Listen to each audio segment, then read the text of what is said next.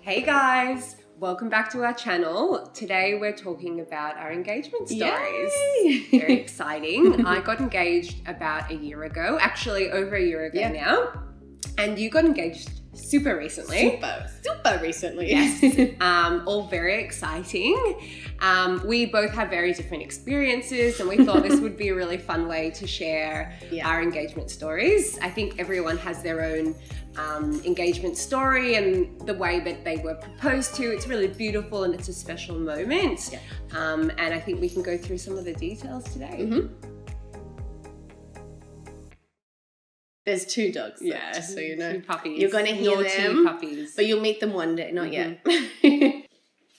Guys, go to sleep, please. Please. So Talia's going to go first and kick off the story time because 2 story times are better than one. Okay, here we go. All right, I'll just start. Yeah. I got engaged on my birthday, which was quite a surprise to me because I had absolutely no idea it was happening. I had previously said to Mel we weren't ready yet, maybe when we move out and we have our own place, and my fiance agreed and was always very reassuring that we weren't at that stage yet. So we were going away for my birthday. I didn't know where. It was a surprise, which we do every year for each other. So that wasn't strange. But the extent that he went to was quite extreme. So I probably should have caught on, but I had absolutely no idea. No. So all I knew is I had to pack a bag. We were going to be staying somewhere. So I did all that. And then the morning of, my alarm went off. It was supposed to be 6 a.m. All I knew is that we had really early starts. So I was like, oh, where are we going to go? Maybe we're going hot air ballooning and then we're going, down to the country, something along those lines. And we start driving and we're going quite far, kind of in the direction towards the airport, but then we went a weird way. So I was like, okay, we're not going to the airport. Then we rock up at Tullamarine and I'm like, oh my God, this is so cool. We're flying somewhere. Like I feel so special. Again, not sinking in that perhaps maybe all this extra effort might be because he's going to be proposing. Like it was so extravagant. So extravagant. But I was just like, I'm a special girl. It's my birthday. So anyway, as we're checking in, the flight steward, is that what they're called? Flight attendant? Flight attendants. Flight steward. I don't know where I got that from. Enjoy that one, Sean. Yeah. The flight attendants informed us that we were at the wrong airport. And Jason's like, shit. I was like, look, I don't know anything. It's a surprise. I don't even know where we're flying to. And she's like, oh, we can change the flights. We were supposed to be flying from Avalon, not Tullamarine, which is a good hour away from Tullamarine. So there was no way we're going to make the flight. So they somehow changed it. We have to pay an additional sum to first muff up of the day. Poor Jason, honestly. Jason would have been freaking out. Yeah, he was under a lot of stress. There were a few more things that happened that I didn't know at the time. Like he was carrying the ring on him. And his mum had said to him previously, make sure when you go through the x-ray machine, Tink doesn't see it. And he was like, how's she going to see it? Like, it's an x-ray machine and you can't see that. Anyway, he put it in his bag, he tied it up in something and put it in a pocket. Nothing that I would ever go into. Anyway, he let me go first. So I went through, blah, blah, blah, got my things. And then he went through and then he had a look at the screen and he was like, oh my God, he could see the ring. Luckily, I wasn't looking. I was like, doop-de-doo. She's just in her own world. She's like, la, la, la, la, la. Where are we going? So anyway, we got on the flight, and obviously on the flight, they tell you where you're going. Yeah.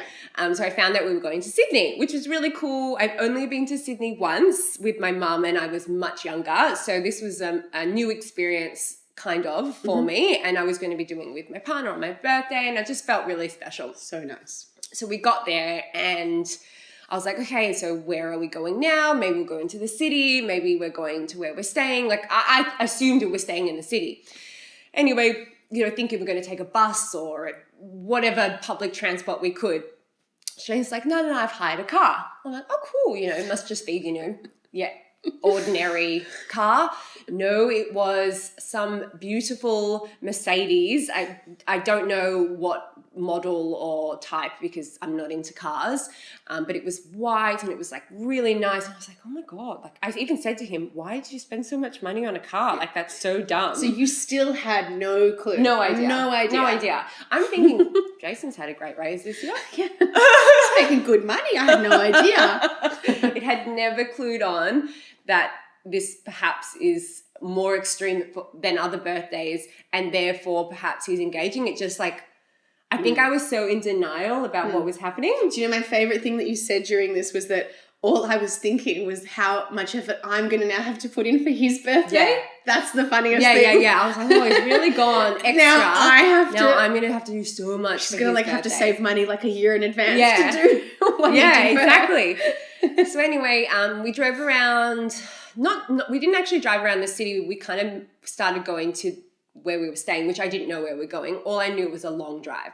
So we're in the car, we're driving. He's like, just go to sleep. Like, it will be fine. So I had a rest because we got up super early. Oh, yeah, that's another thing. I thought I had got up at 6 a.m., but Jason, my fiance, had changed the time on my phone so that it was said 4 a.m. Sorry, it went off at 4 a.m., but it was actually... No, it said 6 a.m., but it went off at 4 a.m. It said 6 a.m., but it was actually 4 a.m. I don't know how he did it, but he must have done it while I was sleeping. And so I was super, super tired. So I slept in the car and then I woke up and I could see a little sign saying Blue Mountains. And I was really excited because Blue Mountains is supposed to be absolutely stunning. And it is. It's beautiful. And we stayed in this like amazing treehouse sort of like jungle vibe thing. It was literally in a tree and it was all kind of like wooden and it had like that jungle kind of feel and it was like all open with like beautiful windows that led onto like this beautiful scenery with lots of trees and, you know, just like Australian outback. It was absolutely stunning. Like a fairy tale. But obviously not. Like it's very quiet there. There's not there wasn't any television. There wasn't any signal either. It was pretty like off the grid. So I looked around, and then I sat down and I was like, so what are we going to do? What are we going to do here? I'm just not someone who likes to do nothing. I'm always doing something. So he, at the time, I didn't know, was like, oh, she doesn't like it. I made a boo-boo. I did really like it. I was just worried about not doing anything. She's an Energizer bunny, so. So anyway, the first day wasn't my birthday, but the next day was. So the first day we just kind of chilled and we went for a walk and all those sort of things and we had a nice night in. And then the second day I knew we had some things lined up for my birthday. I think we actually went for a walk on my birthday. We did like a bush trek and we almost got lost because we were like, yeah, we're great hikers. We don't need a map, blah, blah, blah, blah, blah. And we just went off. We had absolutely no idea where we were going. And then we were basically just in the middle of the bush and we had to backtrack. But then we found this different, somehow we got home, but it was like a good 2-hour hike, which was only supposed to be 45 minutes. Anyway, and then Jason had set up a massage for me, which was done by a lovely local lady. I wish I could remember her name.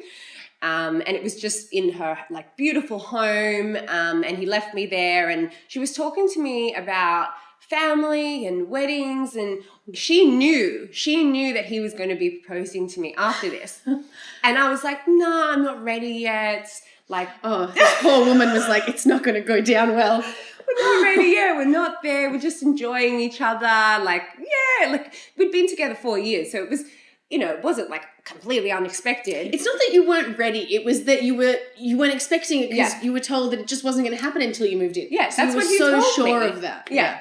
She was in denial. So anyway, I had a lovely massage. Jason came and picked me up and then we started driving home. And on the way home, I'm like, oh, I really need a pee. And he's like, I have a really small bladder. He's like, you're a big girl, you can hold it. And I was like, what do you mean? We're going out for dinner tonight. I'm just going to go home, pee, get ready, and then we got to go. And he's like, okay, well, just before you go into the toilet, I've just got something for you. And I was like, what the hell are you talking about?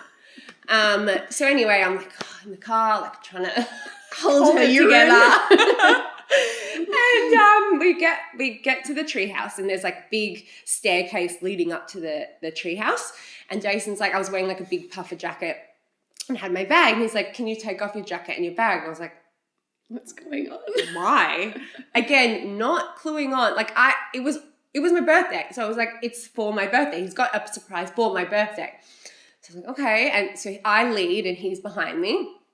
And we're walking upstairs. And then I open the treehouse door. And I can see like rose petals on the ground, like leading to the balcony. And there's like champagne. And so nice. It's really beautiful, but it's still not clicking. And my heart kind of started racing, not because I was like, he's going to propose, but kind of like, what's he doing? I was very unsure as to what was happening. And anyway, he led me to the balcony because we had this beautiful balcony overlooking the Blue Mountains. And he starts saying all these nice things. I cannot remember what he said. It's just an absolute blur. And then he gets down on one knee and he opens this big red clunky looking box. And I'm like, oh, maybe it's earrings or something for my birthday. Again, it sounds ridiculous, but I really didn't know what was happening. And he's on one knee and he opens the box and I can see this beautiful ring. I'm like, the penny drops. Oh my God, he's proposing to me. And I just was silent for a good 5 minutes, I would say. And he was like, I've had to stand up and say, so something. I was like, yes.